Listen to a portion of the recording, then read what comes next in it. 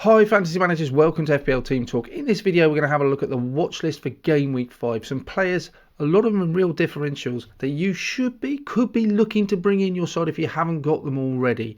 Please remember to subscribe. Remember you can always change your mind later on and press that like button. Let's have a look at some of these players. Okay, first player up then is Joel Matip. He's now played, at time of recording, he's just finished the Leeds game, so he's played 360 minutes. He's played every minute of Liverpool's league campaign so far. Some of the fixtures coming up look really tasty indeed. They conceded one of the goal this season. That is it. That was at home to Chelsea. Their XG expected conceded looks really tasty as well. He's only 5 million. That seems like a really good way into that Liverpool defence. In terms of goal threat, he doesn't really offer a lot. I'm not bringing him in for that. But 0.14, he does have a slight goal threat, I think, from set pieces and corners. He does tend to get the on the end of some of those wonderful Trent sort of deliveries. But I'll be interested to have a look at that European game in midweek first, taking it sort of leap off one of the guys' top tips of one of the all-time great managers the other day I saw. He was basically like, no, don't worry about price fluctuations. Wait until the last minute, get the team news, then make your decision. So Matip is definitely 5 million away into that Liverpool fence. Looks really nice. The only caveat to that is at the moment that restricts you. If you've got Trent and Salah, you can't then get to Jota. So I've got that dilemma to make as well. I think there's so many other midfield sort of options that maybe I'm going to go Matip instead of Jota. Because and also Jota's minutes in the longer term, you just never know with Jota. So I like Matip. He looks good value. There's always a worry about his injury. That's the problem. But for the time being, yeah, he looks like a really nice way into that Liverpool defence. Looking at Ben White as well, I've had him in for the start of the season. Again, I know exactly what I'm getting for with Ben White. He's now played 2 games. He played the first game against Brentford. Then he had sort of COVID issues, I think. Missed the next 2 games for Arsenal. But now he came back in to get the clean sheet against Norwich. Picked up an annoying bookie at the end of the game. But 4.4 he's gone down to now. That looks like a real steal. He just doesn't offer anything going forward. That's the only thing. I did read someone on Twitter saying that, getting on his aerial prowess, he got in all the games last season for Brighton, he offered 0. No goal involvement whatsoever. So it's just a pure, straightforward clean sheet potential. But look at those great fixtures for Arsenal. I think for 4.4, getting into that Arsenal defence, we mock Arsenal quite a lot at the start of the season, and their start they've made this season, but they've had some difficult fixtures, and let's not forget how good they were defensively last season as well. So for me, Ben White 4.4, he looks like one, if you haven't got him already, really nice enabler to bring into that Arsenal defence. Pepe looks really interesting. So he's played 3 games. He missed the Manchester City game, which is probably quite a nice one to miss. But he hasn't got any goals this season so far. He's got 1 assist, which came against the Norwich game where Wembanyama he set up. But his XG just looks brilliant. His XGI, his expected goal involvement, 0.74, one of the highest in the division.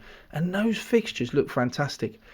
We don't quite know longer term what's going to happen with Wembanyama when Lacazette comes in. Will he still be on the pitch? So many forward options that Arsenal have got to fit in. If he isn't, there's potential also for Pepe to be on penalties. So worth bearing in mind. I think at 7.2 he is a little bit more. He's in that bracket where you're looking at either the likes of Jota and Greenwood.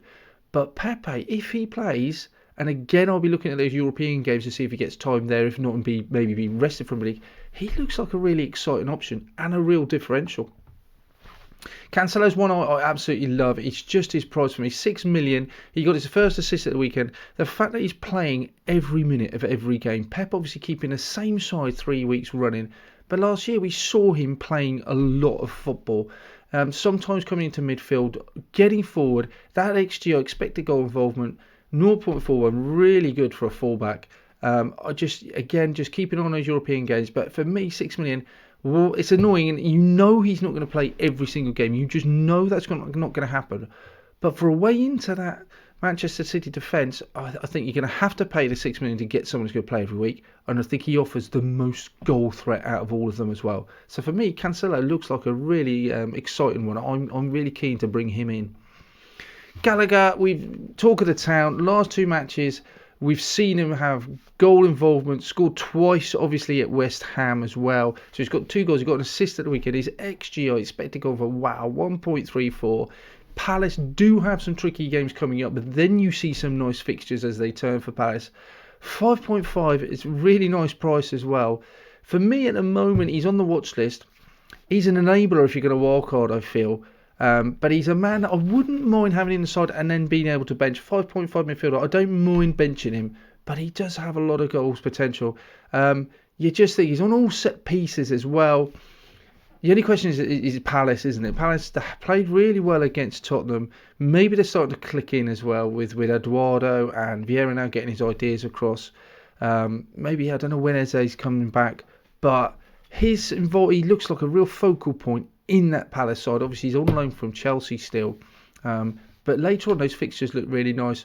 I'm just not convinced about Palace, if I'm honest. Tottenham down to 10 men. They were on top at the time, but it's still 0-0. So he's one to watch for me. 5.5, he could be one that if I downgrade Mahrez, maybe he comes in. Don't know. But for me, he's definitely one to have a look at and on the watch list for that price. I don't think there's anyone else better at 5.5. So Grealish, go back to Man City again. He's now playing every single game. He seems to be in Pep's plans pretty much every single game. His XGI is really good, 0.75. He's scored one. He's got one assist.